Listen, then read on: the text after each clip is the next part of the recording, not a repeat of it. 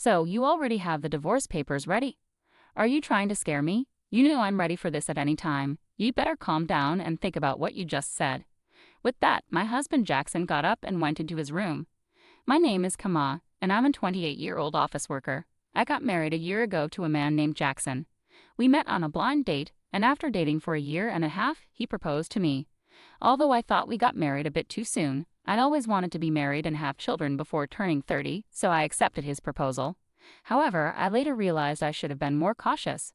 The first surprise came when Jackson changed his job as soon as we got married. Out of the blue, he said he was changing jobs. Why all of a sudden? I asked him. He replied, because I can't show my full potential there. I was taken aback, especially when he told me he had already submitted his resignation and would leave at the end of the month. He managed to get a new job, but the salary was lower than his previous one. I thought it was fine since I was also working, but then Jackson started asking me to quit my job.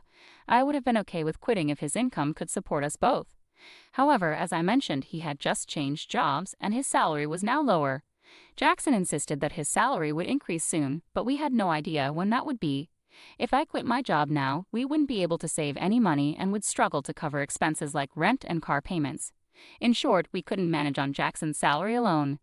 I told Jackson, I won't quit my job until your salary goes up. Jackson seemed to agree, but he kept asking me to quit. Every time I gave him the same answer. Now we've been married for a year and Jackson's salary still hasn't increased. He keeps asking, when are you going to quit? I'm tempted to sarcastically say, now, and then tell him I'm just kidding because I can't quit yet. If he wants me to quit so badly, he should earn more money. I feel like he should focus on his work instead of persistently asking me to quit.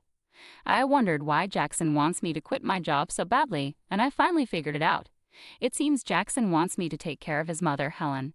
Whenever we visited my in-laws' house, Jackson would say to Helen, I just want to make things easier for you, Mom. Helen would graciously thank him, and then Jackson would add, but we're both working, giving me a meaningful look. It was as if he was subtly pushing me to quit my job. Jackson claims his mother needs assistance, but Helen isn't sick or in need of care. She's healthy and quite active. In fact, she earns enough from her part-time job to support her hobbies, social outings, and live a fulfilling life. Realistically, she doesn't require my help at all.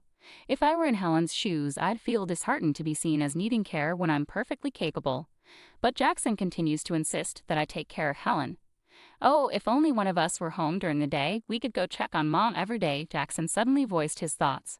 It seemed he wanted me to visit my in-laws' house daily, and hearing this was exhausting.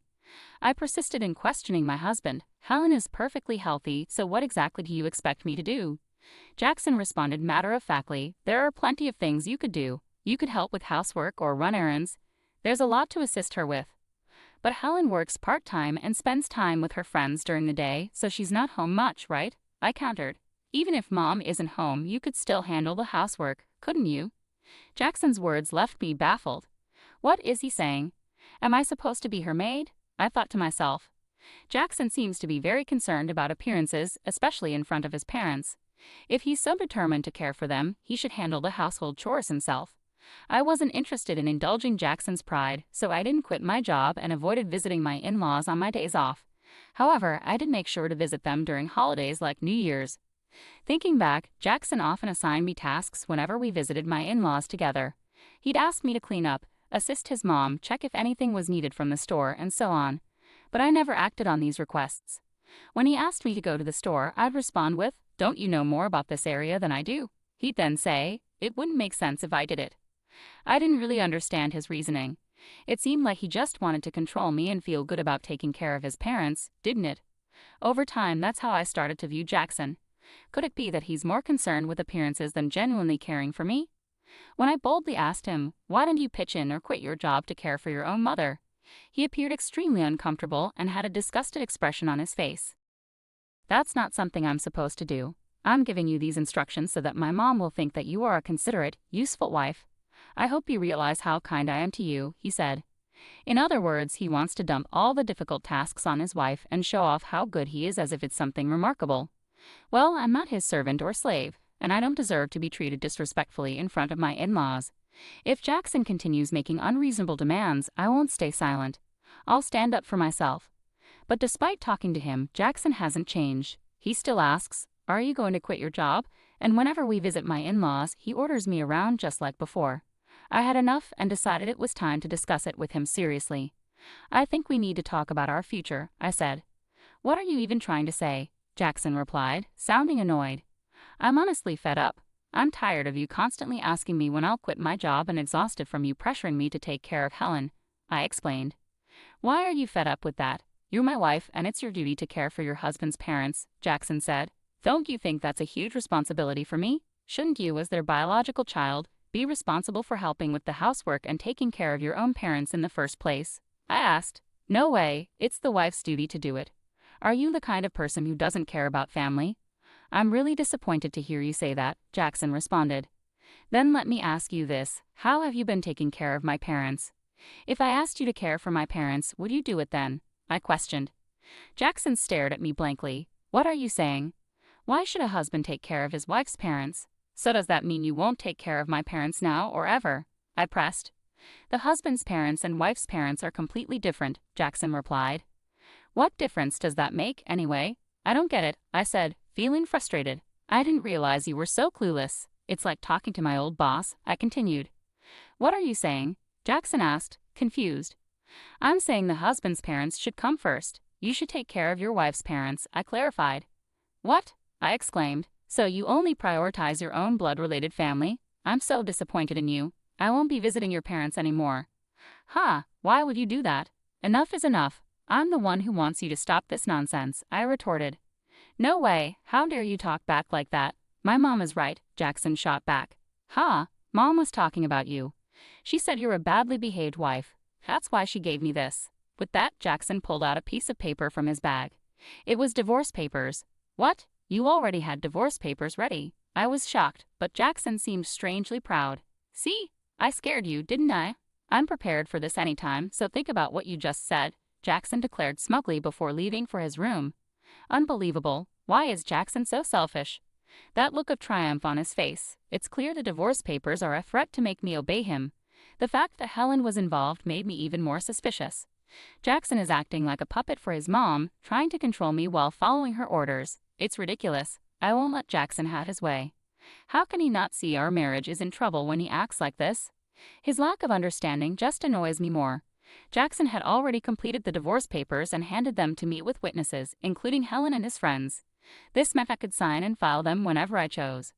The next day, after Jackson went to work, I filled out the divorce papers and submitted them to the city office. As a precaution, I also filed a notice of non-acceptance of the marriage certificate. I called my parents and explained the situation, knowing Jackson might threaten to file the marriage certificate on his own if he found out. My parents were shocked that I had already prepared the divorce papers but fully supported my decision. Outraged by Jackson's behavior, they offered to help me move my belongings immediately. Taking a leave from work, I had my parents come over and relocate all my things to their house while Jackson was away. I decided to stay with my parents for a while. It was the first time in a long time that I felt truly comfortable and at ease in their home. Reflecting back, Jackson never did his share of housework. I was the one cooking dinner after long work days and handling all the cleaning and laundry on my days off. On top of that, he expected me to care for his parents, which was impossible. That night, Jackson called me, probably just back from work. Hello? Hey, where are you right now? I'm at my parents' house. Oh, why would you go back there without my permission? And where's all your stuff? Don't tell me you're staying the night. I almost laughed. How could he think I was staying when I had taken most of my belongings with me? It showed his selfishness to even suggest that I move out of the house. I'm not coming back, I said firmly. What are you talking about? Come back here and make me some food. Make it yourself, I replied, ending the call. I couldn't discuss divorce with him if he continued to behave this way. I decided to wait for him to come to my parents' house and blocked his number. A week later, Jackson showed up at my parents' house, accompanied by his parents. They all wore serious expressions. I led them into the living room, and we faced each other, 3 against 3. How could you do this? How could you leave without my permission? Jackson demanded. Well, you were treating me like a housekeeper. All I asked you to do was take care of your family, I countered. That's not true. What kind of wife are you if you don't take care of Jackson? Helen shot me a fierce glare. My father began to tremble with anger, but I interjected. Jackson told me to quit my job and care for Helen, saying it was my duty as his wife. Yet, when it comes to my family, he expects me to handle everything alone. Ultimately, Jackson wants obedience and uses me to care for his parents while taking credit for it. That's why he prioritizes his parents over mine. Have you heard Jackson say these things? Helen continued to glare, but Carter looked confused, indicating he hadn't heard this before. Let's clear the air, Jackson said suddenly, bringing up the divorce papers and claiming it was Helen's idea. Why would you suggest that? Carter asked, clearly surprised. Oh no, it's because Camilla has an attitude problem, Helen stammered. And did you really say that Camilla's parents aren't a priority? I pressed. Well, it's only natural that your own parents come first, Helen retorted defensively. Don't be absurd. I came here to support you after hearing about the unfair treatment Camilla endured, but now it seems you're the one at fault. Don't hide behind your parents' authority to get your way, Carter said, making Jackson visibly shrink in his seat. Carter then apologized to me and my parents. I'm truly sorry for the trouble caused by my foolish son. I will have a serious talk with him. Carter, you're not to blame at all, so please don't apologize, I replied. Thank you for your kind words, but there's something else I need to say.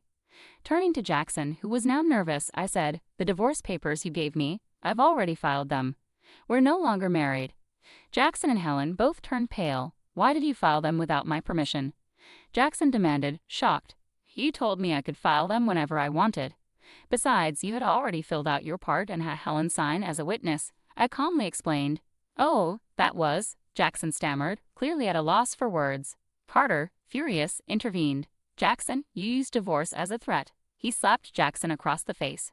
Helen was visibly shaken by the confrontation.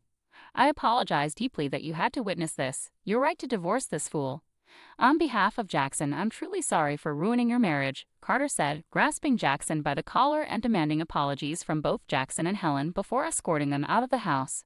Later, I thanked Carter for his intervention. He ensured that all of Jackson's assets and property were transferred to me without any hassle. Despite my higher income and managing our household, it was a relief to secure everything from our marriage. I later learned that Carter had divorced Helen, clearly disgusted with her actions. The other day, I ran into a colleague from Jackson's old workplace who shared some surprising news. Jackson wasn't performing well at his job and often received harsh criticism from his boss. In defiance, Jackson resigned and changed jobs. This only added to my frustration with him. Instead of taking responsibility for his shortcomings, he blamed others, which likely contributed to his lower pay at the new job. I'm relieved to have left him. I've rented a cozy apartment and enjoy living independently. Work is going smoothly, and I even received a recent raise. Right now, I'm not interested in relationships and prefer focusing on my career. Jackson always cared more about appearances than actual abilities. He maintained a facade at home but failed to improve professionally. Sadly, many husbands use divorce threats as leverage, thinking they're powerful, but it's a big mistake. I hope they realize their folly and find happiness alone. Meanwhile, I'm grateful to have moved on from Jackson and look forward to meeting someone special in the future.